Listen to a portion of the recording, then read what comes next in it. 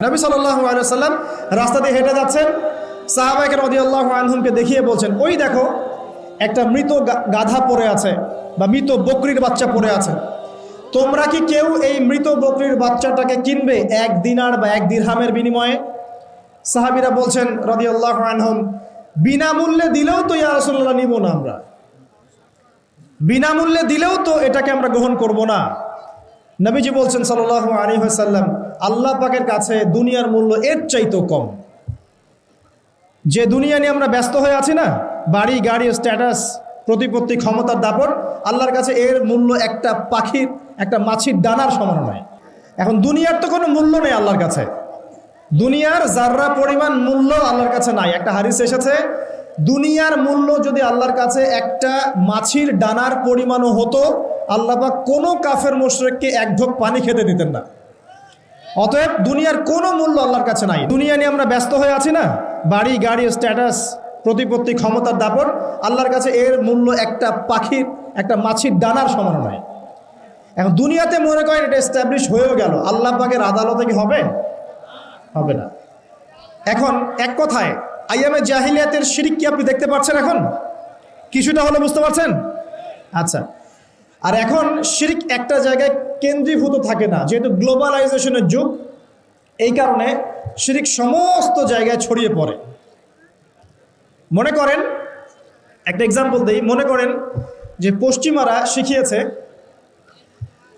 আর তারা বেশিরভাগ কথাই মিথ্যা কথা বলে আর কি, আমার ধারণা এটা, তারা শিখিয়েছে যে বিজ্ঞান দিয়ে, দর্শন দিয়ে, যুক্তি দিয়ে, পরীক্ষা নিরীক্ষা পর্যবেক্ষণ দিয়ে যখন কোনো সিদ্ধান্তে উপনীত হওয়া যাবে তখনই সেটা জ্ঞান, আদারওয়াইজ সেটা জ্ঞান নয়। এটা পশ্চিমারা শিখিয়েছে। পরীক্ষা নিরীক্ষা, যুক্তি, বিজ্ঞান, দর্শন, এগুলো দিয়ে যদি আপনি কোনো কিছুকে প্রমাণ করতে পারেন তাহলে সেটা জ্ঞান হবে, আদারওয়াইজ হবে না। যেমন একটা এক্সাম্পল দিচ্ছি, এই পুরো জায়গাটা আল্লাহর ফেরেশতারা ঘিরে রেখেছেন, বুঝতে পারছেন না? এই পুরো জায়গাটা আল্লাহ পাকের ফেরেশতারা কি ঘিরে রেখেছেন?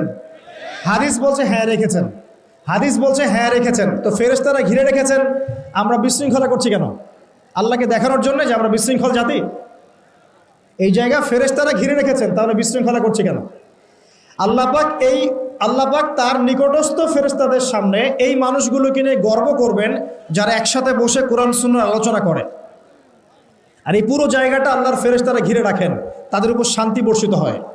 এখন আমার কথা হচ্ছে, পশ্চিমা শিক্ষা দর্শন দিয়ে আপনি কি ফেরেশতাদেরকে ল্যাবরেটরিতে প্রমাণ করতে পারবেন কি না? পারবেন? আচ্ছা, আপনি কি জিন জাতিকে প্রমাণ করতে পারবেন কি না? আপনি কবরের আযাব প্রমাণ করতে পারবেন কি না? আপনি আল্লাহকে দেখতে পারবেন কি না? আল্লাহকে কোনো ইন্দ্রিয় দিয়ে উপলব্ধি করতে পারবেন কি না? আপনি কি হাসর, মিজান, পুলসিরাত দেখেছেন কি দেখেন নাই? আপনি কি আপনার শরীরের মধ্যে থাকা রূহ বা আত্মাটাকেও দেখেছেন? এই আত্মাটাকেও কি আপনি সায়েন্স দিয়ে প্রমাণ করতে পারবেন? মানুষ মারা গেলে বলে হৃদযন্ত্রের ক্রিয়া বন্ধ হয়ে মারা গেছে, তাই না? তো ক্রিয়াটা বন্ধ হলো কিভাবে? কে বন্ধ করলো? কার হুকুমে বন্ধ হলো? আর এতদিন পর্যন্ত চলছিল কার হুকুমে? এই জায়গায় একটা জ্ঞানতাত্ত্বিক দর্শনের পার্থক্য আছে না? এই যে আপনি যদি বিশ্বাস করে নেন যে হ্যাঁ পরীক্ষা নিরীক্ষা পর্যবেক্ষণের বাইরে কোনো জ্ঞান নাই, তাহলে আপনি ওহীর জ্ঞানকে অস্বীকার করছেন। এটা হলো শিক্ষাক্ষেত্রে শিরক, এবং এই শিরকটা এখন শুধু একটা জায়গায় সীমাবদ্ধ নাই, পুরো বিশ্বে ছড়িয়ে পড়েছে, এভরি সিঙ্গেল সেক্টর। এটা আমি জাস্ট একটা এক্সাম্পল দিলাম। এখন সামনে আসেন, আইয়ামে জাহিলিয়াতে কি ছিল? রিবা। কি ছিল ভাই? রিবা মানে কি? এটা কি কোনো মেয়ের নাম? রিবা কি কোনো মেয়ের নাম? আপনার গার্লফ্রেন্ডের নাম? রিবা মানে কি? সুদ। আচ্ছা, সুদের পাপের কয়টা শাখা আছে বলেন? এই হাদিসটাকে শোনেন নাই? সুদের পাপের কয়টা শাখা আছে? ৭৩টা বা ৭০টা। তার সবচেয়ে নিচুর শাখা কি? আমি বলতে চাচ্ছি না, আপনারা বলেন নিচু শাখা কি? আচ্ছা, এই যে নিজের মায়ের সাথে জেনার সমান পাপ বলা হচ্ছে, তারপরেও কি আমরা কম বেশি সবাই সুদের সাথে সম্পৃক্ত না? এই যুগে কি এমন মানুষ খুঁজে পাওয়া যায় যে ব্যক্তি সুদের সাথে সম্পৃক্ত নয়? বুখারীর একটা হাদিস এসেছে, 1 দিরহাম যে ব্যক্তি সুদ খায় সে যেন 36 বার জেনা করলো, নাউজুবিল্লাহ। এবং সহিহ কুরআনুল কারীমের সূরা বাকারার আপনি 279 থেকে নিয়ে 83-84 পর্যন্ত আয়াতগুলো পড়বেন।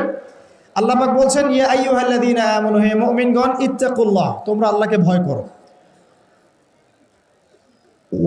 ওয়াযারু মা বাকিয়া মিনার রিবা ইন কুনতুম মুমিনিন, এবং সুদের অবশিষ্ট যে অংশগুলো আছে এগুলো ছেড়ে দাও যদি প্রকৃত অর্থেই তোমরা মুমিন হয়ে থাকো।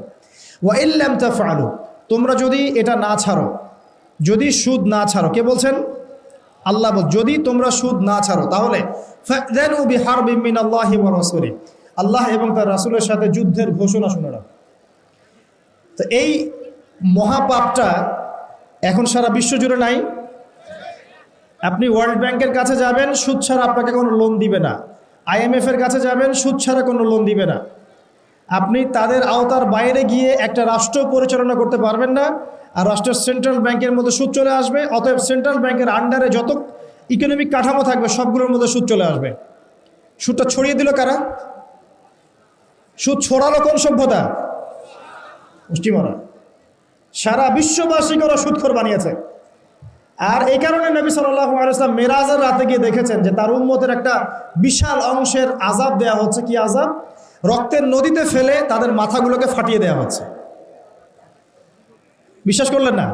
এখন বলবেন যে মেরাজের রাতে কিভাবে দেখলেন? এটা তো এখনো ফয়সালা হয় নাই জান্নাত জাহান্নামে, তাই না? দেখুন, আল্লাহ রাব্বুল আলামিন অতীত, বর্তমান, ভবিষ্যতের ঊর্ধ্বে অবস্থান করেন।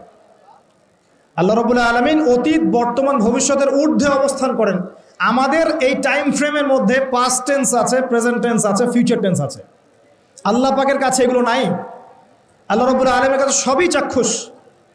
আল্লাহ পাক এই টাইম ফ্রেমের অনেক ঊর্ধ্বে। এক কথায় ওই সুদ, জাহিলি যুগের ওই সুদ কি এখন গ্লোবালাইজেশন হয়েছে কি হয় নাই? তাহলে জাহিলিয়াত আছে কি নাই? মাদক, আইয়ামে জাহিলিয়াতের সেই মাদক এখন সারা বিশ্বে ছড়িয়ে পড়েছে কি পড়ে নাই? শুধু আমাদের দেশের সীমান্ত এলাকাগুলো ঘুরে দেখেন, মাদকের কি সয়লাভ। প্রশাসন হিমশিম খেয়ে যাচ্ছে, প্রশাসন হিমশিম খেয়ে যাচ্ছে মাদক বন্ধ করতে। এত মাদক। এই মাদক কারা খাচ্ছে? আমরাই তো। আমি যদি না খাই মাদক আমার কাছে কে বিক্রি করবে? তুমি যদি মাদক না খাও তোমাকে কে জোর করে খাওয়াবে? তুমি নিজে খাচ্ছ বলেই তো সরকার বিপাকে পড়ছে, প্রশাসনের হ্যারাস হচ্ছে। মাদক চোরাচালান কারবারি যারা করছে এরা লাইফে যাচ্ছে, তুমি খাচ্ছ কেন? যুবক ভাই, আপনি মাদক খাচ্ছেন কেন? আপনি খাচ্ছেন বলেই তো মাদক বিক্রি করতে পারছে। বাংলাদেশের মুসলিমরা একটা মুসলিম যুবক মাদক খাবে না, বা শেষ। দেখি কার কাছে মাদক বিক্রি করে। যুবক ভাই, আপনি মাদক খাচ্ছেন কেন? আপনি খাচ্ছেন বলেই তো মাদক বিক্রি করতে পারছে। বাংলাদেশের মুসলিমরা একটা মুসলিম যুবক মাদক খাবে না, বা শেষ। দেখি কার কাছে